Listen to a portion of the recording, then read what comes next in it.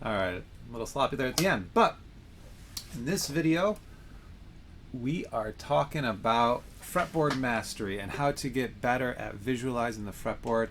And the idea behind this is to do it with really as little theory as possible, with as few shapes as possible. I don't want to give you seven shapes to memorize, or 8 or 9 or 10. I want to really just simplify this down to one shape. That's it.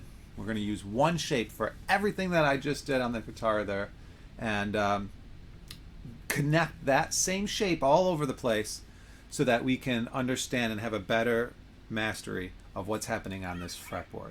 So we're just going to go ahead and jump straight on in to this.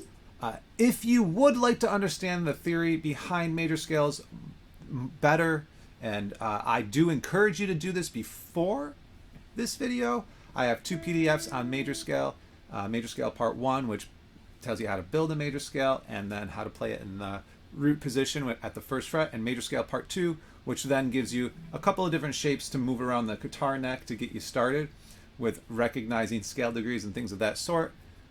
But that's just to give you a better understanding prior to this video. You don't need it. I just encourage you to check that out as well, if not before this. But let's talk about what this particular video is about today. We are looking at, like I said, just one shape that we can move around the guitar neck. And this shape is on this PDF here. It's called, here, let me pull it up. It's just this fretboard mastery PDF. And this is where it starts here on the 3rd fret. We're going to talk about root 5 and root 6 shapes. So let me just clarify that first. Root 5 is where we start our root of the scale, our first note of the scale, on the 5th string. So that would be like right here, this C note, 3, 5, 7, 3, 5, 7, 4, 5. So that's like our first shape right there that you see in the tabs above me. Now, if I were to start that on the 6th string, which it does so down here, I think it's called root 6 major scale. It's the same shape, but you'll notice that it's now starting at the 8th fret. Right there, okay, which is 8th fret on the E string, the 6th string. So you gotta understand the difference between root 5, root 6. We're even gonna do root 4, where we start right here on the D string, which is the 4th root. We're gonna do root 3, where we start on the G string. Okay, and we're just gonna connect those. That's all we're gonna do. So let's just jump on in. So I'm gonna start back at the top here. I'm also gonna do a quick zoom in on my guitar neck. Oops, sorry about that. Cool.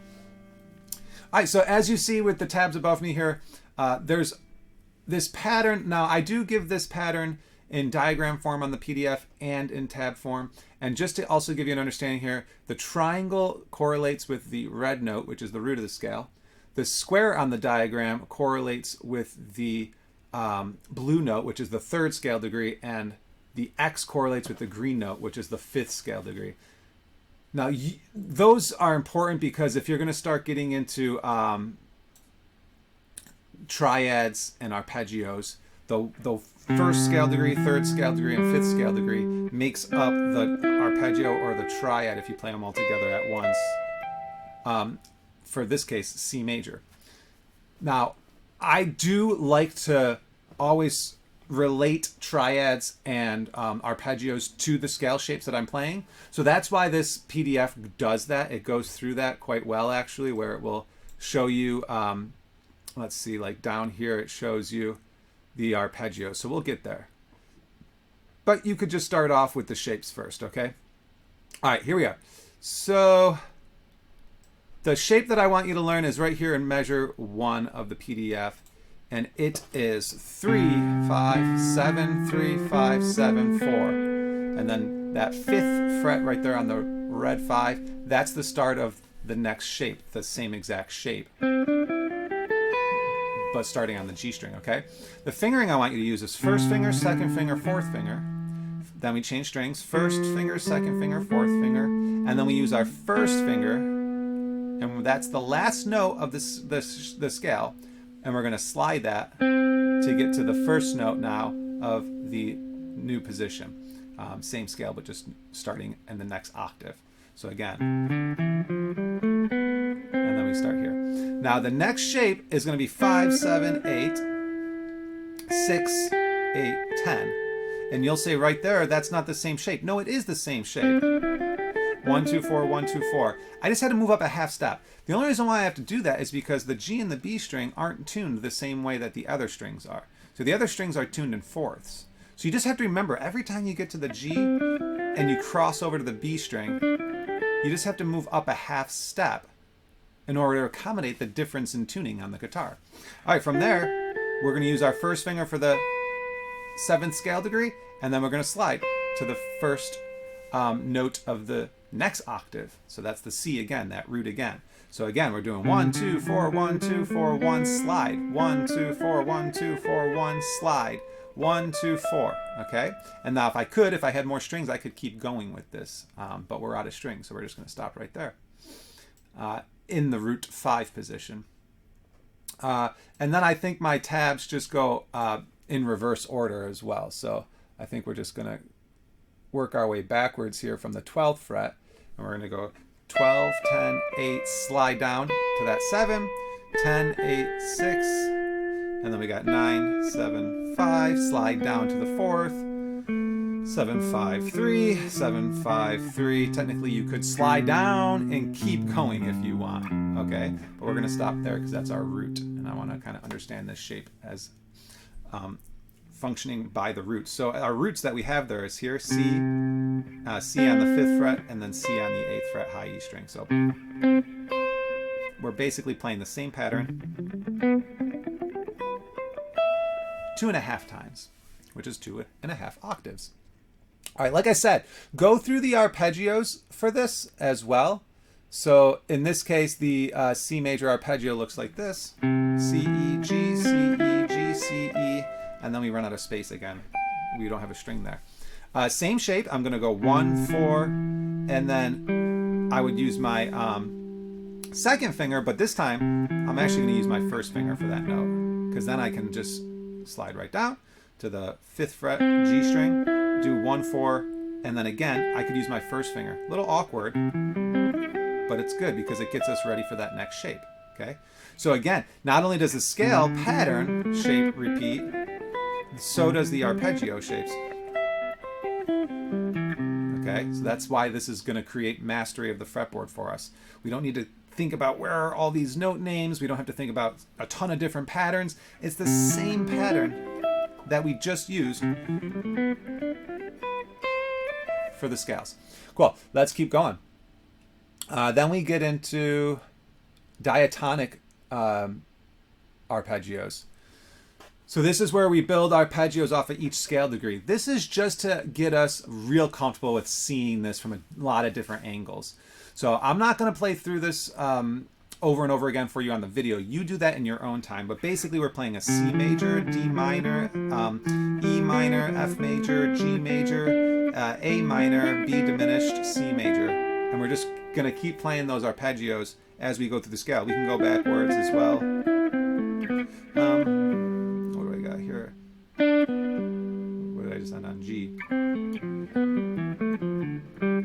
Okay, so that's our arpeggios that are diatonic to that scale. Big word. You don't necessarily have to know it.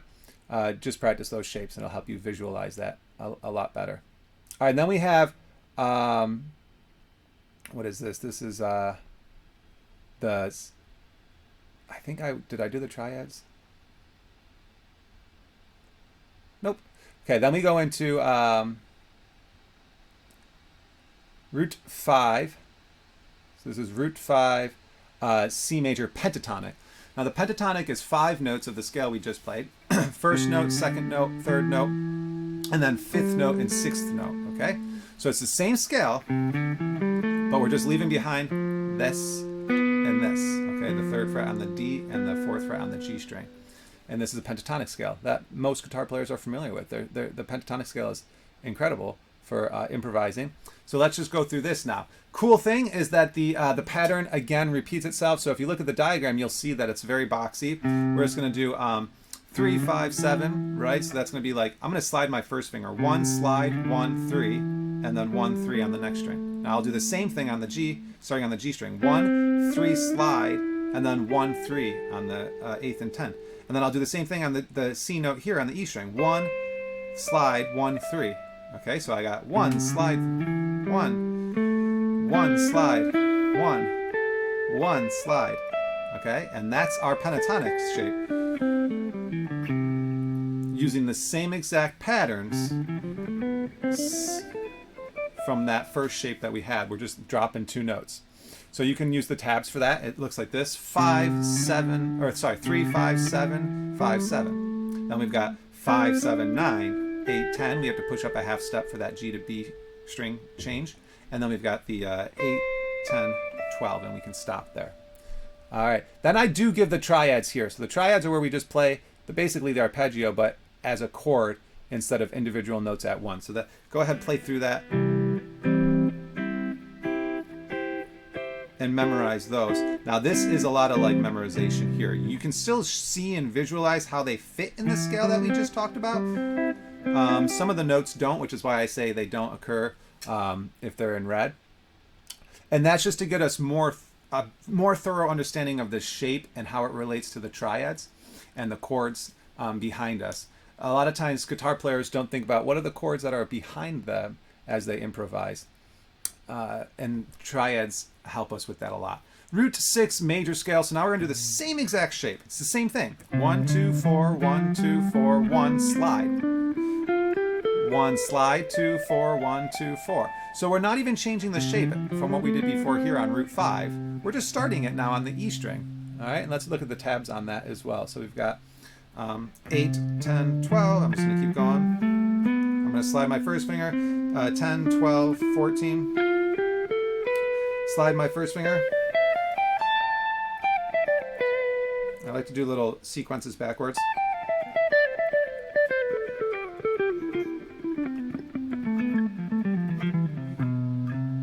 All right, cool. Now we can go through and do the arpeggios just like we did on the other one. We can do the arpeggio first. So this is our same shape. We're going to do 1, 4, 1, roll down, 4, 1. Now we can't do a roll here because we got to go up a half step. So we're just going to have to either shift or use our second finger.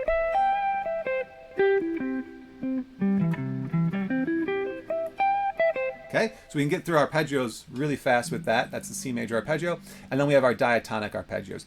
You'll notice if you play through these, they're the same exact patterns as the one on root 5. Because we're just continuing with the same idea here. We're not really doing anything different. Which is going to help us to get that Eric Johnson sound, but it's going to help us a lot to memorize these because we can now do things like do those little arpeggio riffs as well. All right, cool. Then we go into the C major root 6 pentatonic, which is 1, 2, 3, 5, 6. Same exact thing as before. 1, 2, 3, 5, 6.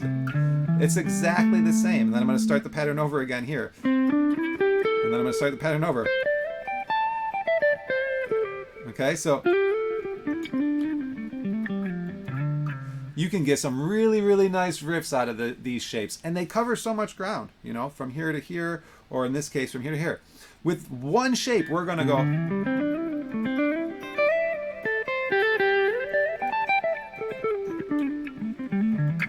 we're going to cover all the way across the neck, the whole entire fretboard.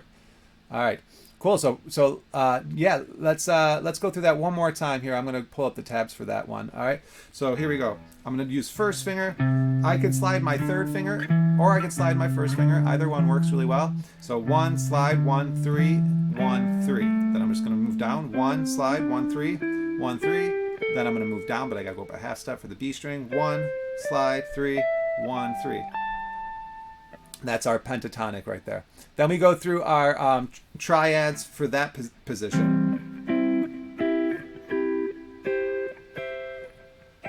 Okay, those are just to, again, help us to relate them back to the chords. Wow, that's the whole PDF, guys. That's the whole thing. One last thing. So the great thing about this is that when you're improvising and you're coming up with these riffs, you can use the same exact fingering and the same exact riff in different octaves, which is really helpful. You don't have to memorize, how do I play that riff in another octave? It's exactly the same way. Same thing on root 6. I could just be like, you know, and then I can start that same right there.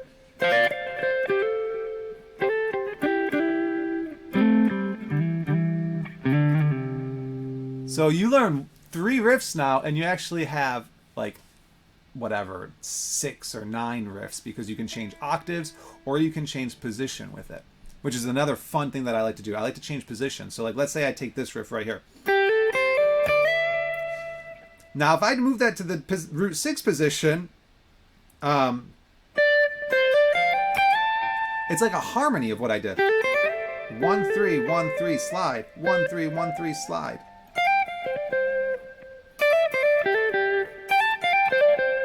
You get like so many variety now of riffs. I'll do this all the time. I'll like play really fast, and then I'll do the same, you know, and I'll do it all over the place. And it's such a cool riff, but I can get different sounds out of it now, depending on if I'm playing it in root 5 or root 6. All right, I hope that helps with your fretboard mastery. I think it's a great way to look at the neck of the guitar. I would say now moving forward, once you get comfortable with just seeing this shape all over in the key of C, you use the same exact shapes, just move your root. So like if I want to do A now, or G, let's do G, I can just find my G root and use my root 6 pattern, because this is a 6th string, and I'm going to use the same shape. 1, 2, 4, 1, 2, 4, 1, slide, 1, 2, 4, 1, 2, 4, 1, slide, 1, 2, 4, 1, 2, 4, stop, we're out of strings. Okay, and then I can go, okay, well, I got all that covered. Now I can do the same thing starting on a G right here on the A string and use my root 5 shape. 1, 2, 4, 1, 2, 4, 1, slide. 1, 2, 4, 1, 2, 4, 1, slide.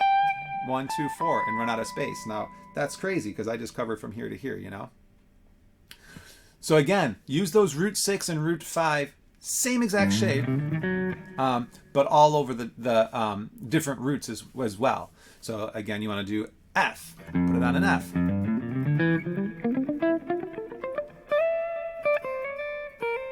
So you can get some, again, you could do the same exact riffs too, which is pretty awesome. So like when I did my C riff and I went like this, now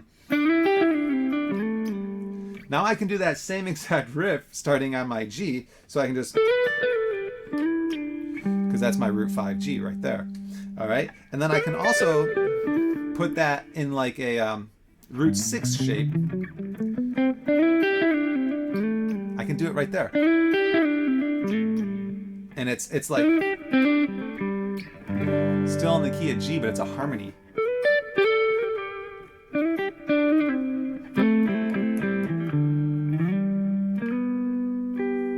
Cool. Same thing with those arpeggios right there. Okay, so I can just,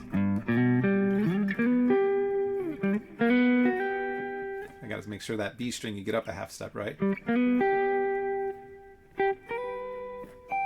So you can stay moving these riffs all over.